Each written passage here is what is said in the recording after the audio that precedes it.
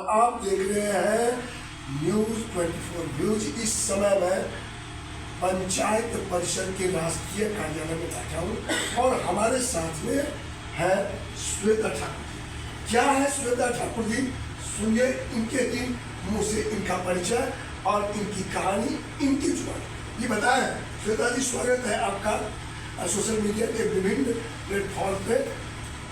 आप अपना परिचय। नमस्कार, मेरा नाम श्वेता ठाकुर है और मैं पंचायत परिषद में महिला विंग की अध्यक्ष हूँ और साथ ही मैं एक अतुल्यम ट्रस्ट चलाती हूँ जिसमें हम लोग प्राइड कम्युनिटी के लिए हम काम करते हैं, जिसमें बच्चों के लिए हम काम करते हैं, महिलाओं के लिए हम काम करते हैं, उनको उनके अवेयरनेस पे काम करते हैं, उनके हाइजीन के लिए काम करते हैं, एजुकेशन पे काम करते हैं और उनके लिए हम रोज़गार पे काम करते हैं। तो इस तरीके से हम अतुल्यम अभी पूरे दिल्ली में। हाँ जी, दो चार स्थानों के बारे में बताएं ताकि जैसे कि जो दर्शक देख रहे हैं, अगर उन्हें लगे कि ठाकुर जी कहीं काम कर रही है वो उन जगहों पे जाके देखें। हाँ, श्योर। वो एक्चुअली हम लोग जो काम कर रहे हैं वो बेसिकली यमुना खादर वाला जो बैच है, क्योंकि ये जो मैंने एक्सपीरियंस किया है, मेरे 6 साल से मैं इस एरिया में काम कर रही हूँ और 6 साल से मैं काम कर रही हूँ। मैंने देखा है कि सबसे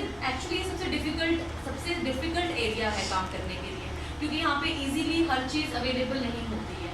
तो हम लोग इसीलिए हम लोगों ने अपना एक जो काम करने का क्षेत्र चुना और इसमें हम यमुना खादर में बहुत सारी बस्तियाँ हैं तक, तो 70,000 झोपड़ियाँ हैं वहाँ पर, जिसमें से वो छोटे छोटे ग्रुप्स में बटी हुई हैं।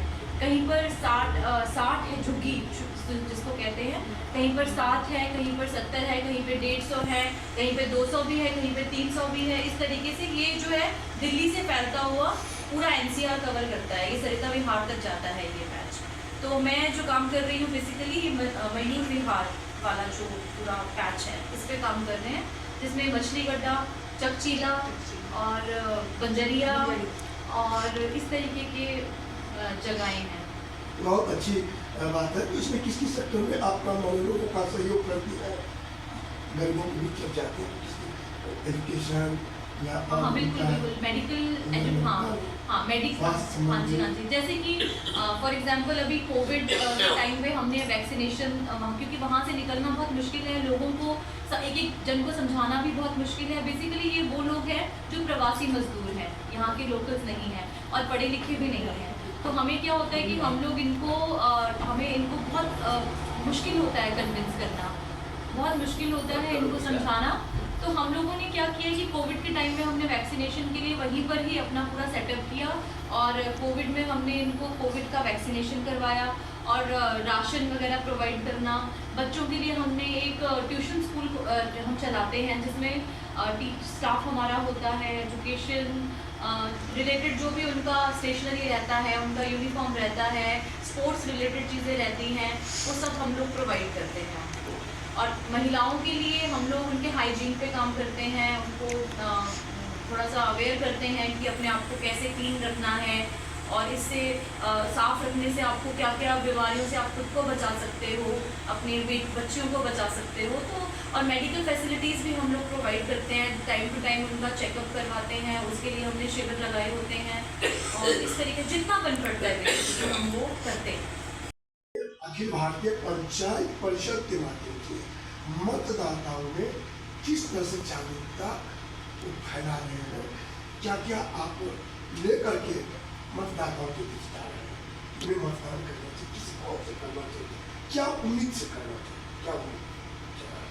जी, सबसे पहले तो मतदान के लिए मैं ये कहना चाहूँगी कि जो मतदान है वो आस्था का विषय है। जैसे हमारी ईश्वर के प्रति आस्था रहती है कि भगवान हमारी मदद करेंगे, सबको ठीक रखेंगे, उसी प्रकार मतदान के वक्त भी हमें यही भाव रखना चाहिए और जिसके लिए हमें भाव के साथ साथ ये देखना चाहिए कि जो प्रतिनिधि क्या हमारी समस्याओं को, हमारी ज़रूरतों को, हमारे विकास को समझ पा रहा है।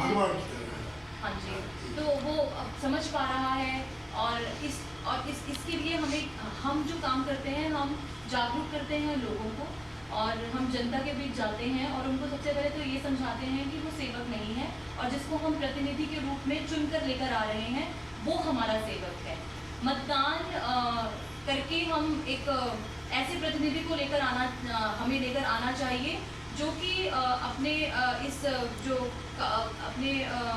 जो कार्यकाल को एक वनवास की तरह देखे, और जिस प्रकार रामचंद्र जी 14 वर्षों का वनवास काट के राजा बने थे, उसी प्रकार हमें भी ऐसा एक प्रतिनिधि हमें भी ऐसे ही प्रतिनिधि को लेकर आना चाहिए कि जो अपने इस कार्यकाल को एक वनवास की तरह देखे और जनता की सेवा करे, दिल से सेवा करे, सबका उत्थान करे, सबको साथ लेकर चले, सबकी सुने।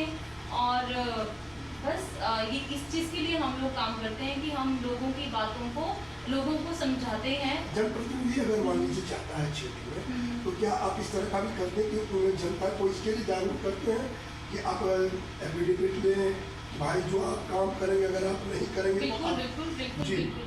हम एक्चुअली क्या करते हैं कि हम लोगों को जागरूक करते हैं, और उसमें हम किस तरीके से करते हैं कि हम लोगों को ये समझाते हैं कि जब आप प्रतिनिधि चुनते हैं, उससे पहले आप अपने जो अपना क्षेत्र है उसमें आपको किन किन चीज़ों की ज़रूरतें हैं, उन चीज़ों का आप अपना एक लिस्ट बना लीजिए, और अपने काम का एक लिस्ट बना लीजिए कि आपको, जैसे कि अगर आप जो प्रतिनिधि आ रहा है, जिसको आप चुन के ला रहे हैं, क्या उसमें ये काबिलियत है कि वो आपकी ज़रूरतों को, आपकी समस्याओं को हल कर पाएंगे। सरकार जी, नारी शक्ति को आप किस रूप में? नारी शक्ति आप मुझसे पूछ रहे हैं, नारी शक्ति को मैं किस रूप में देखती हूँ। मैं तो ऐसी जगह पे काम करती हूँ जहाँ पे नारी अपने वजूद को भी नहीं जानती है, नहीं पहचानती है। एक जगह जहाँ दुनिया चांद पे पहुँच गई है, वहीं हम ऐसी जगह पे काम कर रहे हैं जहाँ पे एक जो नारी है, एक महिला है, उनको अपनी इंडिविजुअलिटी का ही पता नहीं है, उनको अपने वजूद का ही मालूम नहीं है। तो अभी हम तो बहुत ही ग्रास रूट पे काम कर रहे हैं। नारी शक्ति को अभी उनके बीच बहुत बड़े क्या कहेंगे आप, आपका जो सवाल है वो बहुत ही मुझे एक तरीके से चुभ गया है, क्योंकि आप जहाँ पर इतना नारी की इक्वालिटी की बात होती है, उनके लिए इतना कुछ एक तरफ हो रहा है।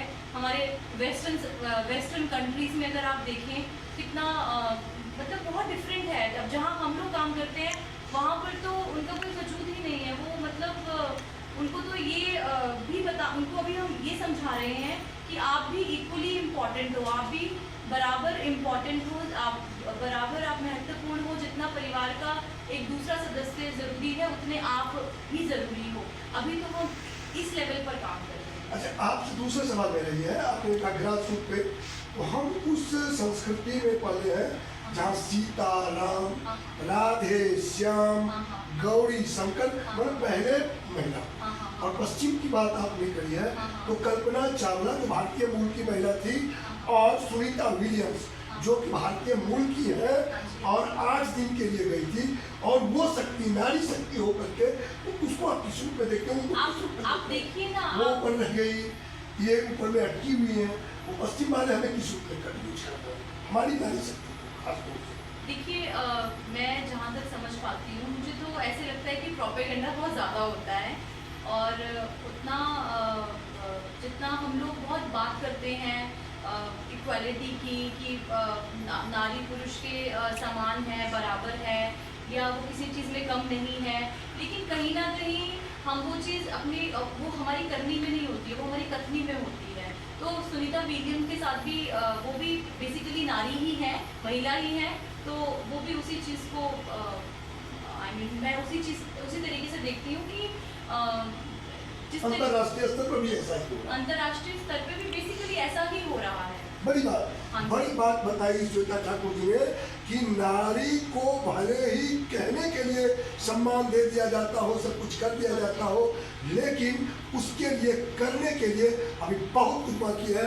और उसके लिए ठाकुर श्वेता ठाकुर जी लगी हुई हैं, लगातार लगी हुई हैं, सदा चलती जा रही है, कभी गड्ढा कॉलोनी में तो कभी कहीं, कभी हिमाचल में पहाड़ों पे तो कभी जमुना के खादर में।